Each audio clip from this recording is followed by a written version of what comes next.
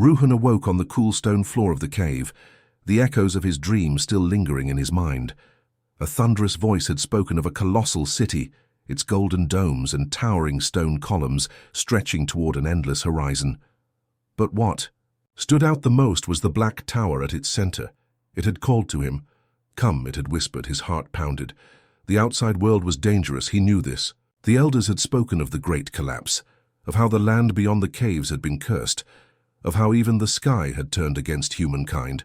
But deep inside, Ruhun had always felt like something was missing. With trembling hands, he pushed himself up from the ground. The unease growing in his chest compelled him to seek out the oldest and wisest member of the tribe, Gathor. Gathor lived in the deepest recesses of the cave, his dwelling little more than a cluster of worn animal hides draped over the rocks. His eyes had long since clouded with age, but his mind remained sharp. Ruhun knelt before him, his voice barely above a whisper. "I had a dream," he said, "an ancient city, a tower, and a voice calling me to come." For a long moment, Gathor was silent. Then his frail fingers sifted through the ashes before him, as if searching for traces of the past. When he finally spoke, his voice was low and deliberate.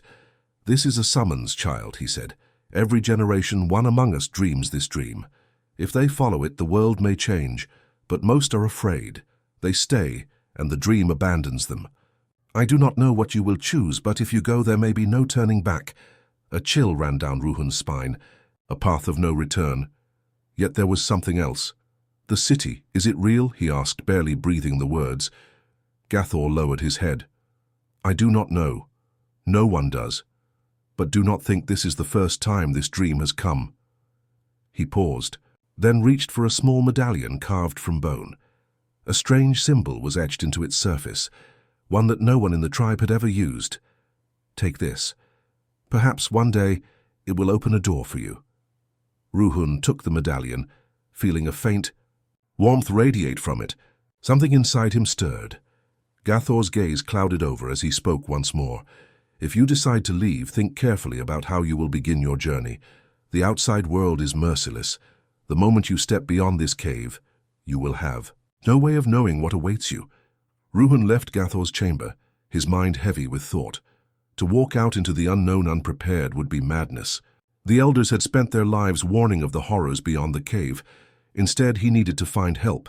He needed to prepare. He made his way to the hunting grounds within the cave. By the fire, sharpening a stone knife, sat Taran.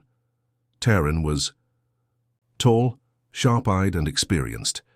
He had been hunting for the tribe for years and knew every safe path within the cave. He had never ventured beyond it, but he understood survival better than most. When he noticed Ruhun approaching, he raised an eyebrow. "Do you look pale? What's wrong?" Ruhun didn't tell him about the dream. Instead, he asked a simple question. "How does one survive out there?" Taran set his whetstone down and studied Ruhun. His voice was low, serious. "If you're asking that question, it means something is on your mind," he said. "Surviving out there is nothing like surviving in here. The cave shelters you. Out there you are alone. Hunger, thirst, the cold, and the creatures." His gaze darkened. "Are you ready for that?" Ruhun lowered his head. "I need to learn." Taran rubbed his chin, considering. Then he leaned in. "If you're serious about leaving, you'll need a few things. That stone knife of yours won't be enough. There are things out there that will see you as prey. You need a better weapon. Finding food will be difficult. You should carry enough supplies to last a few days. The outside world is a maze. If you lose your way, you may never return." Then, Taran crossed his arms. "I can help you, but on one condition." Ruhun listened intently. "Hunt with me today. Before you step outside, see what it means to survive. If you can handle yourself in this hunt, maybe the outside world won't swallow you whole." Ruhun hesitated, then nodded. "All right, I'll hunt with you." A slight smile touched Taran's lips, though his eyes remained serious. "Good. Then prepare yourself." He strapped his stone knife to his belt and retrieved a simple bow and a few arrows. Then he handed Ruhun a spear. "This is yours. If you've never used one before, be careful. One wrong move, and it will break. Ruhun took the spear, feeling its weight. It was heavy but sturdy. He followed Taran toward the cave entrance. Though they were still within the safe zone, stepping forward felt like a first step into the unknown. The air was different, drier, harsher, carrying the scent of the earth. Taran scanned the terrain. "Today's hunt will be easy," he said. "But remember, the goal is not to kill. It's to survive. Listen carefully. If you're tracking prey, watch the ground. If something is tracking you, look to the sky." Ruhun blinked. "The sky?" Taran smirked. "Some hunters come from above." A chill ran down Ruhun's spine, but there was no turning back now. They moved cautiously, scanning the dry, cracked ground for tracks. After some time, Taran knelt and pointed. "See these?" he murmured. A small herd of shadow hares passed through. "Here, quick but easy to take down. Their meat is good, but catching them is tricky." Ruhun studied the tracks, then looked up at Taran. "I don't want to waste time on small prey. Let's find something bigger." Taran narrowed his eyes. There was a pause before he nodded. "Interesting choice," he said. "But remember, big prey means big danger." They moved forward, deeper into the unknown. The dry earth cracked beneath their feet. Dead branches and patches of moss littered the ground. Ruhun felt like something lurked in the shadows, watching, waiting, but perhaps it was just his nerves. After nearly half an hour, Taran stopped abruptly. He motioned for Ruhun to look ahead. "Look." Ruhun followed his gaze, and his breath caught in his throat. At the base of a rock formation stood a cinder scale, a massive beast adapted to the post-collapse world. It was the size of a bison, but its body was covered in grey, armoured scales. Jagged bone spines jutted from its back, and its long tusks gleamed in the dim light. Taran's voice was low and steady. "That's a cinder scale. Strong, but not very smart. If we strike at the right moment, we can take it down. But if we make a mistake—" Ruhun gripped his spear tightly. This was a test. If he could bring this beast down, maybe he truly could survive in the outside world. For a moment he hesitated, then turned to Taran and nodded. "We need to do this right. Let's set a trap." Taran smirked. "Smart choice." He glanced around, evaluating the terrain. Then, in a hushed voice, he continued. "The cinder scale is nearly blind. It has eyes, but they don't see much. It hunts by sound and smell. If we move carefully, we can control where it goes." And so the hunt began. Ruhun listened carefully to every word the hunter spoke. Taran knelt, drawing lines in the dirt. "See those rocks over there? If we can lure it into that narrow pass, we'll limit its movement. Then one of us will step in to distract it, while the other strikes from a critical angle." Ruhun nodded. "Who's going to distract it?" Taran chuckled. "You." Ruhun's heart pounded. "You will catch its attention. Shout, jump, throw a rock, do whatever it takes. While it chases you, we'll lead it into the bottleneck. I'll be waiting from above to deliver the killing blow." It was dangerous, but it could work. Taran quickly stacked a few heavy stones along the sides of the pass. If the cinder scale entered, it would slow down, giving them an advantage. "Are you ready?" he asked. Ruhun took a deep breath, gripped his spear tightly, and stepped toward the rock where the beast lay. With each step, his heartbeat quickened.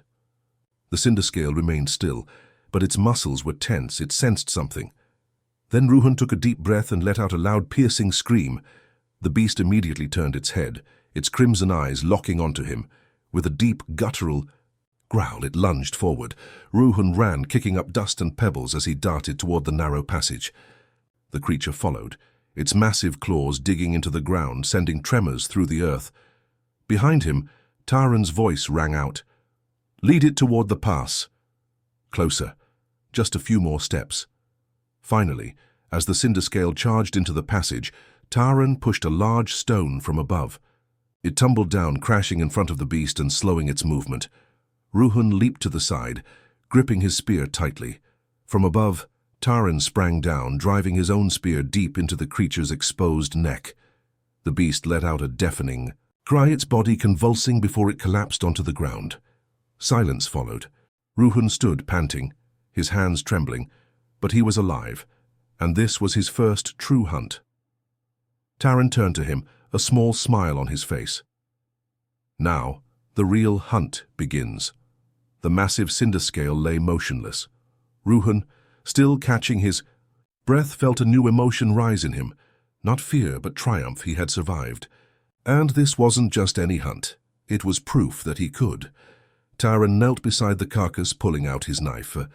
"Come, help me," he said. "We take what's valuable." Ruhun crouched next to him, watching as Taran carefully cut into the beast's hide. "How safe is a hunter, really?" Ruhun asked. "Is the outside world always like this? If you make a plan, does everything go as expected?" Taran chuckled. "Sometimes," he said. "But sometimes, no matter what you do, the hunter becomes the hunted." He sliced through the thick hide, pulling out key pieces, meat, bones, anything useful. "Remember this, Ruhun. Out there, the line between predator and prey is never clear. One moment, you're tracking a beast, and the next, you realize it has been tracking you." Taran cut a piece of the beast's hide and handed it to Ruhun. "Your first great hunt. Keep this. It'll remind you what matters." Ruhun took the hide, inhaling deeply. "What's the real danger? What's out there waiting for us?" Taran's face darkened. "Beasts. But not just them. The unknown." "The unknown?" Ruhun repeated. Taran nodded. "Sometimes even a hunter sees things he can't explain. Hears whispers, sees shapes moving in the shadows. After the collapse, the world changed. We fight the dangers we see, but the ones we can't." His eyes drifted, lost in thought. "Sometimes knowing is the real curse." A hush fell between them. Ruhun wondered what Taran had seen, but decided not to press further. Taran gathered a few of the beast's teeth, cracked open bones for marrow, and wrapped some parts for drying. "All right, we've got what we need. Let's go back." They walked back to the cave, their pace slow but steady. Taran carried a heavy strip of hide over his shoulder, while Ruhun slipped one of the beast's fangs into his pocket. The tribe greeted them with excitement. Most found it hard to believe that Ruhun had been part of such a great hunt, but one person believed. Elder Gathor looked at the hide in Ruhun's hands and nodded. "Your path is no longer the one we know," he said. "Are you ready?" Ruhun lifted his head, looking up at the sky, and made his decision. When Gathor spoke, something stirred inside him. He couldn't wait any longer. He had survived the hunt. He had tested himself. Now he had to follow the call of his dream. "I'm ready," he said, his voice steady and clear. Gathor nodded slowly. "Then go," he said. "But remember, not all roads lead home." Taran patted Ruhun's shoulder. "Watch yourself," he said. "Everything you've learned so far will keep you alive." Mira, watching from the side, hesitated. "If you don't come back," she said softly. Ruhun gave her a small smile. "If I can, I will." The world beyond lay open before him. The medallion Gathor had given him rested in his pocket. The stone knife and spear from Taran were strapped to his back. He carried just enough food and water to last a few days. With one final glance at the familiar darkness of the cave, Ruhun stepped forward, out into the vast grey wasteland. The sky still bore the scars of the old world. The horizon was distant and uncertain. But Ruhun knew where he was going. He followed the direction the dream had shown him. Hours passed as he walked. At first there was only dust, stone, and the distant howl of the wind. Then something appeared in the distance. A road. Broken and crumbling, a remnant of the old world yet still standing, and beside it a figure. At first glance it seemed human, but Ruhun wasn't sure. He instinctively hesitated. The figure didn't move. But something felt wrong. This could be a trap, he thought. Then approached directly. He shifted his path, moving parallel to the road. This way he could keep the figure in sight while staying cautious. Step by step he advanced through the shadows. He glanced back often, watching for any movement. But the strange thing was, the figure never moved. For 10 minutes he walked, slowly keeping his distance. Then suddenly a gust of wind swept through the wasteland. A chill ran down Ruhun's spine. The figure was gone, as if it had never been there. Ruhun held his breath. If that thing wasn't human, then what was it? This world, as Gathor had said, was filled with things beyond understanding. And now, Ruhun was about to witness one of them firsthand, but he had no choice. He had to keep moving. As darkness crept over the land, his eyes fixed on the crumbling stone structure ahead. It seemed like the safest option. Open ground was too dangerous, and caves, well, caves could be worse because you never knew what might already be inside. Slowly, carefully, he made his way toward the ruins. The stone walls were weathered, cracked with age. The doorway stood open, though its door had long since rotted away. Stepping inside, he was immediately met with the heavy scent of dust and time. Was this once a home, a temple? The floor was scattered with broken stones, faded. Symbols covered the walls, their meanings lost to time. He slumped into a corner, leaning against the cold wall. At least I'll be safe here for a while, he thought. Then he heard it, a whisper. His body tensed. Wind? Or something else. Ruhun tried to dismiss it. It's just the wind, he told himself. He shifted into a more comfortable position and closed his eyes. The day had drained him. He had hunted, faced danger, and walked farther than ever before. He needed rest, but the silence of the night was heavier than he expected. Outside, the wind came in brief gusts, brushing against the ancient stones. The moonlight trickled in through the broken walls, casting faint silver glows across the floor.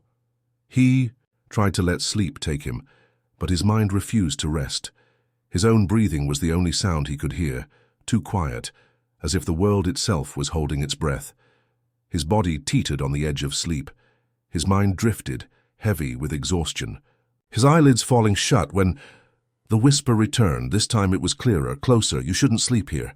Ruhun's eyes snapped open. His breath caught in his throat. He had heard it. It wasn't a dream, but he was alone. His body remained frozen, instincts screaming at him to stay still. Don't move. Find the source of the sound. He steadied his breathing, narrowed his eyes, and listened. Even the wind felt menacing now, but the whisper didn't return. Minutes passed. Nothing happened. His heartbeat was still fast, but maybe it had been his imagination. The exhaustion, the tension of the day, his mind could have played tricks on him, or something was really here. Ruhun's eyes scanned the room, and then he noticed something. The symbols on the opposite wall, were they different? When he had first entered, the markings had seemed faded, meaningless, but now some of them appeared sharper, clearer, as if something was slowly bringing them to life. His hands pressed against the stone as he carefully sat up. Every instinct told him this place was wrong. Then from outside a sound, a footstep, and the sound of breathing. Someone was out there. Ruhun controlled his breathing and gripped his spear tightly. If it's coming for me, I need to be ready. He moved toward the doorway, each step calculated, silent. The figure outside remained still. The moonlight cast long shadows across the entrance. One more step. Ruhun stopped at the edge of the doorway and listened. The footsteps had ceased. Only the sound of slow, steady breathing remained. He took a deep breath and stepped outside, and their eyes met. The figure stood motionless at the entrance. It looked human, but its face it was not. Its skin was pale, untouched by the sun, almost translucent. Its eyes were hollow, empty, devoid of expression. A tattered cloak draped over its thin frame. Its hands were clasped together at its chest, as if in silent prayer. For a moment time stood still. Then the figure spoke.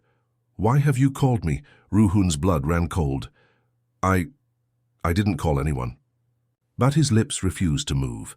The figure tilted its head slightly. Its expression was almost human, but not quite. "You called," it said. "Anyone who carries the medallion calls." Ruhun's hand instinctively went to his pocket. The bone medallion. That Gathor had given him. Now he understood. This thing had reacted to it. But what was it? Who or what stood before him? He fought the urge to back away. Instead, he inhaled slowly, keeping his voice steady. "Who are you?" The figure's head tilted further. "I have no name." Then, in a voice cold and distant, it said, "But your kind calls me the gatekeeper." Ruhun's brow furrowed. The gatekeeper? The figure nodded, its hollow gaze lowering slightly, toward the medallion in Ruhun's grip. Those who carry that either seek the forgotten paths or are forced to cross them. The weight of those words settled over him. He had no idea what Gathor had truly given him. This, Mats, is a key.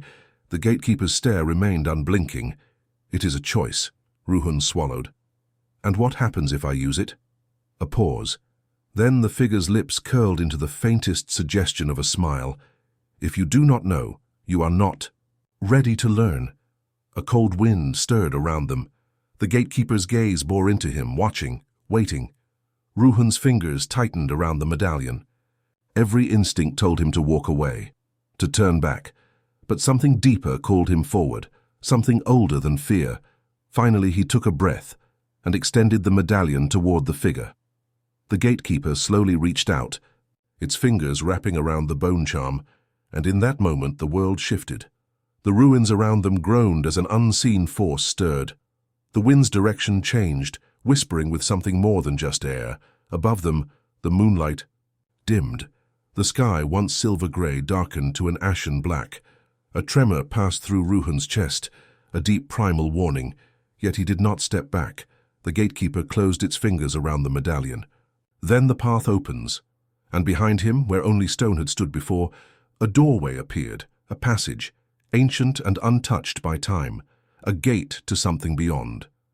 The figure clenched the medallion in its pale hands and spoke in its cold, emotionless voice. The passage opens. Something moved beneath the earth, first a faint tremor, then a deep rumbling quake. Behind Ruhun the stone wall began to crack, the fractures spread, widening until a section of the wall collapsed entirely.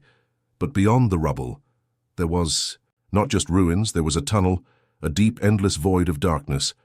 The figure turned to Ruhun. Here it is, a path even the forgotten no longer remember.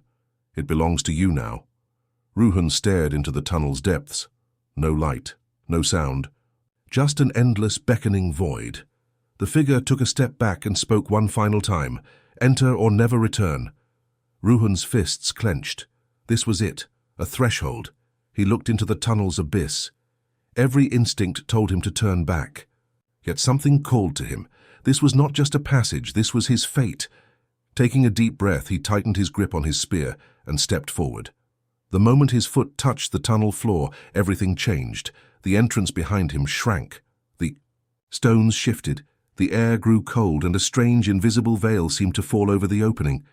He could still turn back, but he wouldn't. Another step, then another, and soon the darkness swallowed him whole. The tunnel was silent. No wind, no echoes. Even his own footsteps felt muted, as if the darkness absorbed all sound. Ruhun walked cautiously, scanning his surroundings. The tunnel walls were lined with symbols, some ancient, some still glowing faintly, pulsing as if alive. What is this place? Something inside him stirred. This was not just a tunnel. Then the silence was broken. A sound. Tap. Tap. Tap. Footsteps. Something was moving in the darkness, and he was not alone. Ruhun fought the chill crawling up his spine. He tightened his grip on his spear, carefully stepping forward, keeping his movements light. Tap. Tap. Tap. The steps were measured. Deliberate? Was it human or something else? He reached a bend in the tunnel and slowed his pace. Pressing against the wall, he took a steady breath, narrowed his eyes, and peered around the corner. And then he saw it. A silhouette in the dark. Tall. Too tall. Its limbs were elongated, its arms hanging down almost to the floor. Its neck was unnaturally long. It moved slowly, carefully. But the most unsettling part, every step it took, a sharp tap echoed through the tunnel. Tap, tap, tap. Ruhun's heartbeat quickened. This thing, it was not human. Tattered remnants of cloth clung to its form, but they didn't look like clothing. They looked fused to its body. He forced himself to remain still. Attacking blindly was too risky. First he had to observe. He watched the creature's movements closely. Tap. Tap. Tap. Its long fingers twitched. its head tilted slightly as if listening. Then Ruhun realized something. It wasn't looking at him because it couldn't. The creature had no eyes. Or if it did, they were shut, fused, or absent altogether. Instead, it sniffed the air. It can't see me, but it can smell me. Ruhun barely breathed. He knew, one wrong move, one sound, and it would know he was there. The creature stood motionless for a moment longer. Then it turned. Slowly it drifted toward another part of the tunnel and disappeared into the shadows. The silence returned. Ruhun exhaled carefully. He had learned something important. The creature was blind but could sense through smell and sound. It wasn't wandering aimlessly. It was searching for something. The tunnel had multiple paths. Ruhun looked toward the direction the creature had vanished. Following it was too dangerous. Instead, he needed to find another way forward. With quiet, careful steps, he moved in the opposite direction, choosing a path as far as possible from where the creature had gone. The tunnel walls grew damp, the air thicker. As he walked, he noticed two diverging paths. The left path was narrow and humid, the scent of moisture in the air. Water dripped faintly in the distance. The right path was wider and filled with an eerie blue glow. Ruhun studied both. The left path seemed safer if it led. To a water source, it could be useful. The right path, something was there, something unnatural. His gaze fixed on the blue light. Light like that had no place in a tunnel this deep. It wasn't natural. It was a sign, and Ruhun had come this far. He couldn't ignore the unknown. With quiet resolve, he turned toward the right path. The further he walked, the stronger the light grew. The walls pulsed with energy, vibrating faintly under his touch. Something powerful was ahead. Finally, the tunnel opened into a vast cavern, and at its center a colossal stone gate stood. Its surface was covered in intricate carvings, thin lines etched deep into the stone, and from those lines the blue light flowed. It wasn't just a door, it was a seal. In the center of the gate a circular indentation was carved, as if something was meant to be placed there. Ruhun reached into his pocket, fingers brushing against the bone medallion Gathor had given him. Could this be the key? He stood before the towering gate, tracing the glowing symbols with his eyes. This was no ordinary passage, no ordinary place. He pulled the medallion from his pocket, feeling its rough surface. It fit the circular indentation perfectly. If I've come this far, then this gate was meant to open. With a deep breath, he pressed the medallion into the slot, and everything changed. A pulse of energy rippled through the air. The gate shuddered, the glowing lines flared, beating like a heart. Then the medallion began to spin. Slow at first, then faster. Then with a deep thunderous groan, the gate split open. Beyond it darkness. But not ordinary darkness. A void. A place where the world ended. Or began. Ruhun took a slow step forward. The air was heavy, filled with something he could not name. Then a voice, not a whisper, a deep ancient echo. "We have been waiting for you." As the words, "We have been waiting for you," echoed in Ruhun's mind, he hesitated, but deep inside he knew there was no turning back now. This gate had opened for him. Taking a deep breath, he gripped his spear tightly and stepped forward. The moment he passed through the threshold, everything changed. This was not a cave. This was a void. Floating stone structures, ruins of an ancient city, drifted in the air as if they had once belonged to something much greater. Some were broken, shattered into fragments. Others remained pristine, untouched by time. And the strangest part, gravity worked differently here. The ground was covered in a shifting mist. With every step, it felt like he was walking on water. Is this a world? He wondered. Or had he stepped into a memory? Behind him, the gate slowly began to close, and in that moment a figure appeared. It was humanoid, but not quite human.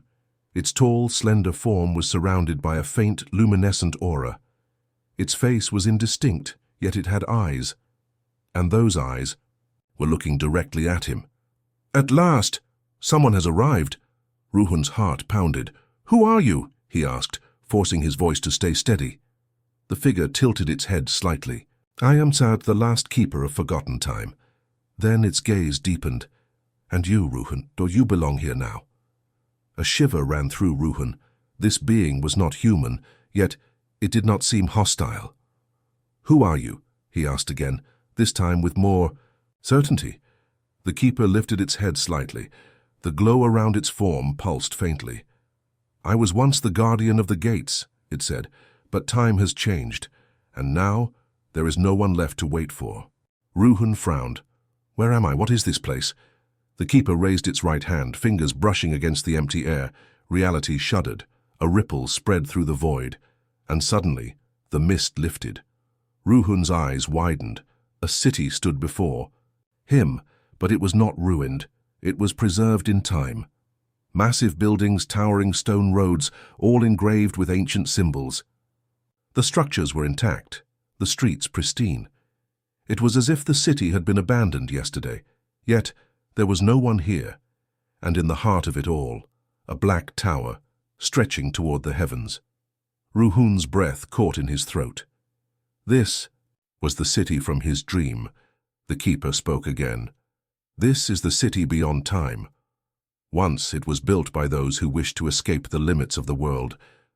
But then it was forgotten, and now its fate rests in your hands.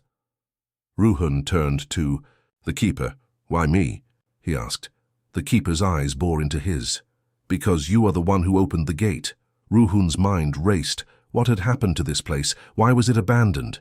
He scanned the empty streets. If this city truly existed outside of time, then its history had to be hidden somewhere. Who lived here? He asked. The keeper was silent for a long moment. Then its gaze drifted toward the depths of the city. This was the home of those who defied time itself, it said. Once they were the greatest minds, the most powerful beings, but their knowledge became their curse. Ruhun listened carefully. In the end, the keeper continued, their wisdom consumed them. Time collapsed around them, the roads sealed, and the city was lost. A chill ran through Ruhun's spine. But I was able to enter. The keeper nodded slowly. Yes, because you opened the door, and now you are part of this place. The weight of those words settled over Ruhun. He wasn't trapped here, but this city had chosen him. His eyes moved across the streets, the silent towers, the ancient symbols carved into the walls. If this place truly existed beyond time, then it held secrets. Ruhun turned back to the keeper. Show me the city. For a moment the keeper simply observed him, then it nodded. Follow me. Ruhun walked through the deserted streets, his footsteps echoing against the silent stone. The city was intact, almost as if its people had simply vanished in an instant. As he walked, he noticed inscriptions along the walls. Some were faded, while others still glowed with a faint blue light, and then he saw a familiar symbol. His eyes widened, the same symbol that was on Gathor's medallion. His fingers instinctively reached for the charm in his pocket. This symbol, it exists in my tribe too. The keeper stopped. Then slowly it turned toward him. Of course it does, it said, because your people came from here. Ruhun's breath caught. What do you mean? The keeper didn't answer immediately. Instead it resumed walking. Ruhun followed as they approached an ancient temple at the edge of the city. Its towering stone pillars were carved with the same symbols he had seen before. The keeper stopped at the entrance. If you truly wish to understand, it said, then enter. Ruhun hesitated, staring at the dark doorway. This place, it was important. If his people were truly connected to this city, then the answers were inside. Taking a steady breath, he stepped through the entrance. The temple's interior was vast and dimly lit, but as soon as he entered, the walls began to glow. The ancient symbols flickered to life, responding to his presence. In the center of the room, an altar stood, and atop it, a stone tablet engraved with an unknown script. Ruhun stepped closer, tracing his fingers over the smooth carvings. He couldn't read it, but the keeper could. This is a record of their last moments, it said. Do you wish to hear it? Ruhun nodded. The keeper touched the altar, and a voice, old, distant, yet clear, spoke. "We are the children of time, the keepers of the forgotten gate. We broke the laws of the world, and now time no longer holds us. When our end came, we could not save the world, and those who forgot us were also forgotten. But one day the gate will open again, and the one who enters shall remember what we lost." Ruhun's eyes widened. "The gate," it opened for. "Me?" The keeper nodded. "Yes, you are the one who awakened this city." Ruhun felt the weight of those words. This city wasn't just a ruin. It was a story waiting to be remembered. But why had it been abandoned? He turned to the keeper. "What truly happened here?" The keeper exhaled softly. "This city holds a secret," it said, "and if you wish to know it, you must go to the tower. There the forgotten answers await you." Ruhun repeated the words in his mind. "This city holds a secret, and if you wish to know it, you must go to the tower." Taking a deep breath, he lifted his head. "Then I will go." The keeper watched him for a long moment. Then it nodded. "So be it." And Ruhun took his first steps toward the greatest secret of the past. The tower stood in the heart of the city, reaching toward the sky. To reach it, Ruhun would have to pass through forgotten streets and abandoned relics of a civilization lost to time. The journey was silent, too silent. At some point, Ruhun's instincts flared. "Something is watching me." His pace quickened. The tower was close. But something moved within the shadows, and then tap, tap, tap. Ruhun's blood ran cold. He knew this sound. The long-armed creature from the tunnels. Was it here? Instinctively, he tightened his grip on his spear. But instead of fighting, he made a choice. "I have to reach the tower, no matter what." Tap, tap, tap. The footsteps grew faster. The thing was aware of him, but Ruhun did not turn back. He ran. The tower loomed ahead, a massive stone structure with an open entrance. He rushed forward, and just as he stepped inside, tap, tap, tap. The creature sprinted after him, but he was faster. The moment Ruhun crossed the threshold, the doors slammed shut. A deep, thundering sound echoed through the city, and then silence. Ruhun exhaled sharply. He was inside. And now, there was no turning back. The interior of the tower was not empty. At its center, a floating stone tablet hovered in the air, and upon it, glowing symbols. Ruhun stepped forward. His fingers brushed against the ancient carvings, and the moment. He touched them. The tower changed. The air shimmered, and then a voice echoed. "You have come. At last, you have come." Ruhun spun around. No one was there. The voice spoke again. "The one who opens the last gate of time shall learn the truth, the last days of this city, and why it was destroyed." Ruhun's breath steadied. He was ready. He stood before the floating tablet. This stone contained the final moments of the city. The truth, hidden for centuries, was written here. His fingers traced the glowing symbols, and suddenly, the tower illuminated. The symbols shifted, moving in patterns of light and memory. And then Ruhun saw it. The city as it once was. It was alive. People filled the streets. Scholars in long robes gathered in the main square, gazing up at the tower. But something was wrong. A power inside the tower was spiraling out of control, and then the sky shattered, time collapsed, and the city was lost. Trapped outside the flow of time itself, Ruhun staggered back. The vision burned into his mind. This city, it had not been destroyed. Time itself had broken here, and now he knew. But one final piece was missing. He had to reach the top of the tower. With steady steps, Ruhun ascended the stone staircase. Each step brought clarity. He was understanding more about this city, its secrets, its curse. And when he reached the top, he saw something on the floor, a medallion, identical to the one Gathor had given him, but this one was broken, and beside it, a body, a skeletal corpse, robed in ancient fabric, the last keeper's remains. But that was impossible.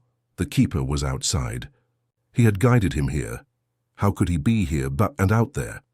Ruhun knelt, picking up the fractured medallion, and the moment he touched it, the tower trembled. But he did not let go. The stone was familiar. This fragmented medallion was the last piece of the city beyond time. But why was it broken? Who was this dead keeper, and more importantly, who was the one guiding him? Then, the medallion in his palm glowed.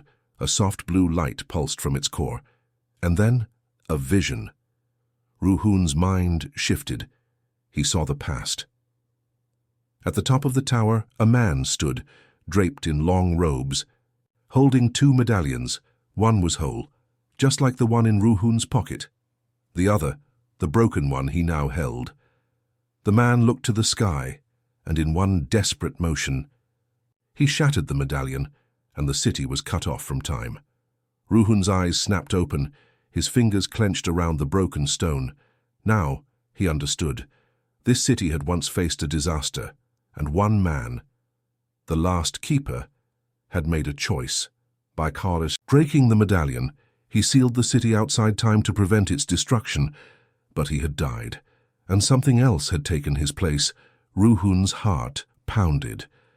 The keeper is not real. The one who had greeted him, who had guided him, that was not the real keeper, because the real one had died long ago. Then, the tower shook violently. Time was collapsing. Ruhun gripped the broken medallion and rushed down the stairs. The city was unraveling. The stones trembled, the ancient streets cracked, and when he reached the temple's entrance, the keeper was waiting, silent, still, watching. His expressionless smile remained. But now, Ruhun knew the truth, and he could see it. The keeper was not human. It was a shadow, a fragment of something long gone, a memory given form. Breathing heavily, Ruhun raised the broken medallion. "Who are you?" he demanded. The keeper tilted its head. "You must have forgotten me. I am simply the keeper." But Ruhun stepped forward, holding the broken stone high. "No, the real keeper died here." He clenched his fist. "You are not him. You are an echo, aren't you?" The keeper was silent. Then, its glowing eyes flickered, the light dimmed, its form trembled, and then, in a whisper, "If you have realized this much, then you can no longer stay." In that instant, the keeper unraveled. Its body dissolved like mist in the wind, but even as it faded, its eyes never left him, and with its final breath, the keeper whispered, "There is no one left to remember me." Then it was gone. The moment the keeper vanished, the city trembled violently. The medallion in Ruhun's hand glowed brighter. It was no longer just a key. It was a way out. The ground beneath him shook. The air grew heavy. The city was collapsing. But Ruhun did not run. He stood his ground. "I need to see how this city truly ended." The medallion pulsed in his palm, but he did not use it. The earth quaked. The sky darkened. The city began to unravel. And then, the greatest secret of the forgotten city revealed itself before his eyes. First, the sky cracked. Above the city, a black rift tore open, but nothing fell from above. Instead, something rose from below. Time itself poured out of the city. The buildings did not crumble. Instead, the time within them faded. Stones in the main square detached, floating weightlessly. Masks, abandoned in the streets, slowly dissolved into dust. Lights hovering in the air flickered, then died, and Ruhun understood. This city had not been lost in time. It had become time itself, and now that cycle was ending. Then, the medallion moved on its own, and the city's final memory burned into Ruhun's mind. We were the children of time, but we could not control it. In the end, we were trapped within our own time, and now it was closing.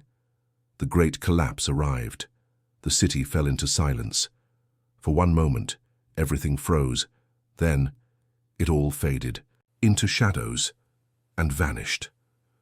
Ruhun stood alone. The keeper was gone. The city was gone. Time had ended, but the medallion still remained in his grasp. Then it shivered, and a final voice whispered, "You are now our last memory." Ruhun lifted his head. He could stay, but he no longer belonged to this place, and the medallion's power could bring him back.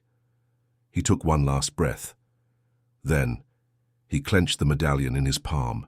He closed his eyes. Light surrounded him. Time swallowed him, and the city was gone forever.